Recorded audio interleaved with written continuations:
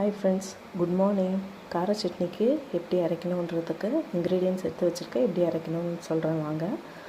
4 தக்காளி எடுத்து வச்சுருக்கேன். ஒரு தக்காளி கொஞ்சம் பெருசாக இருக்கும், மிச்சது ஓரளவுக்கு மீடியம் சைஸு. அப்புறம் ஒரு வெங்காயம், ஒரு கட்டி பூண்டு, 12 வரமிளகா, கொஞ்சம் உப்பு, கல் உப்பு சேர்த்துக்கோங்க, கொஞ்சமாக சேர்த்துக்கோங்க. இது எல்லாத்தையும் ரெடி பண்ணுறது எப்படின்றத காட்டுறேன்.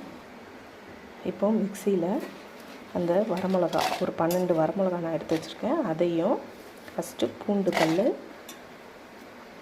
வந்து நான் தோல் எடுக்கலை, தோலோடு சேர்த்தா தான் நல்லாயிருக்கும். தோலோடு சேர்த்துக்கோங்க. பூண்டு கொஞ்சம் உப்பு போட்டு ஃபஸ்ட்டு அரைச்சிக்கோங்க. ஏன்னா மிளகா வந்து சரியாக அரையாது. அதனால் மிளகாவையும் பூண்டையும் ஒன்றா போட்டு கொஞ்சம் உப்பு சேர்த்து அரைச்சிக்கோங்க. உப்பு வந்து நான் இந்த அளவுக்கு சேர்க்குறேன். அப்புறம் டேஸ்ட் பார்த்துட்டு கூட நம்ம சேர்த்துக்கலாம். அதனால் அரைக்கிறதுக்காக இப்போதுக்கு கொஞ்சமாக சேர்த்துக்கிறேன். இந்த அளவுக்கு வரமிளகாவும் பூண்டையும் அரைச்சி வச்சுருக்கேன். இப்போது இந்த அரைஞ்சி வச்ச தக்காளி வெங்காயத்தை இது கூட சேர்த்துக்கலாம்.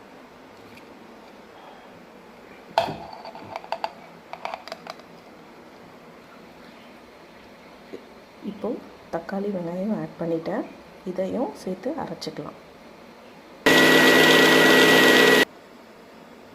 இந்த அளவுக்கு நல்லா அரைச்சிக்கோங்க. இதில் தண்ணி எதுவும் சேர்க்கக்கூடாது. ஏற்கனவே அந்த தக்காளியில் இருக்கிற தண்ணியே சரியாயிடும். இதை அரைச்சி இப்படி வச்சுக்கோங்க. இப்போது இதை தாளிக்கலாம். இப்போது வானல் வச்சுருக்கேன். இந்த வானலில் நல்லெண்ணெய் விட்டுக்கோங்க.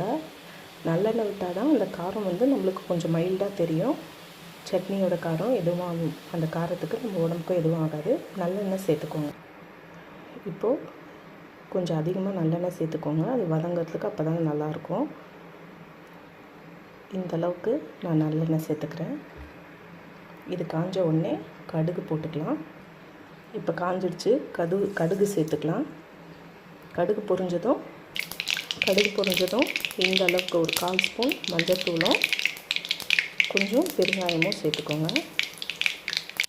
இப்போது இந்த அரைச்சி வச்ச கலவையை இது கூட சேர்த்துக்கோங்க. ஜாக்கிரதையாக சேர்த்துக்கோங்க ஃப்ரெண்ட்ஸ், மேலெல்லாம் தெரிக்கும். அதனால தான் நான் பெரிய வானலாக எடுத்துருக்கேன்.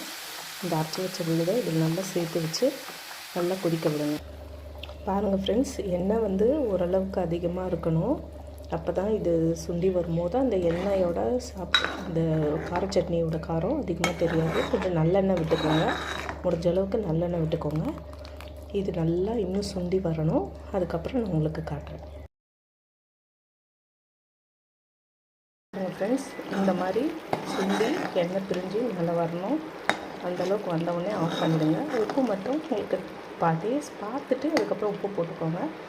இது கூட இட்லி, தோசை எல்லாத்துக்கும், சப்பாத்தி எல்லாத்துக்குமே நல்லாயிருக்கும். இதை வச்சு சாப்பிடுங்க. ரொம்ப காரமாக இருந்திருந்தால் கொஞ்சம் நல்லெண்ணெய் விட்டுக்கோங்க. சாப்பிடும்போது நல்லெண்ணெய் விட்டு சாப்பிட்டிங்கன்னா ரொம்ப டேஸ்ட்டாக இருக்கும். 2 இட்லி சாப்பிட்ற குழந்தைங்க கூட 4 இட்லி சாப்பிடுவாங்க. அவ்வளோ சூப்பராக இருக்கும் இந்த கார சட்னி.